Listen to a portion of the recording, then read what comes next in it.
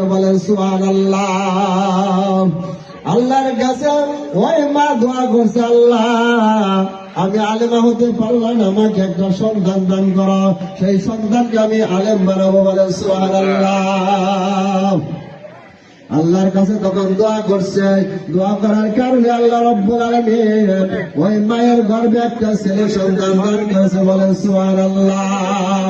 ছেলে যখন হয়েছে, ছেলে আস্তে আস্তে বড় হইতেছে ছেলে।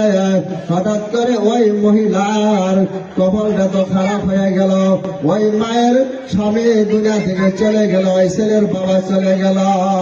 ওই মা সন্তানের জন্য পরের বাড়ি কাজ কাম কইরা টাকা পয়সা উপার্জন করা সন্তানকে, যখন সন্তান মাদ্রাসায় পড়ার উপযোগী হয়েছে, ওই সময় মাদ্রাসা নিয়ে হেফজখানায় ভর্তি করে দিছে, বলেন সুবহানাল্লাহ। ভর্তি করে দিছে, ছেলে মাদ্রাসায় পড়াশোনা করতেছে।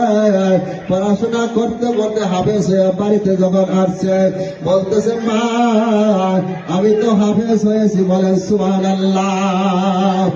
ওই মা বলতেছে তুমি তো হাফেজ হয়েছ, আমার মনে তো আশা ছিল আলেম বানানোর জন্য, কিন্তু আমি তো অসুস্থ হয়েছি, আমার মনে হয় তোমাকে আর আলেম বানাইতে পারবো না।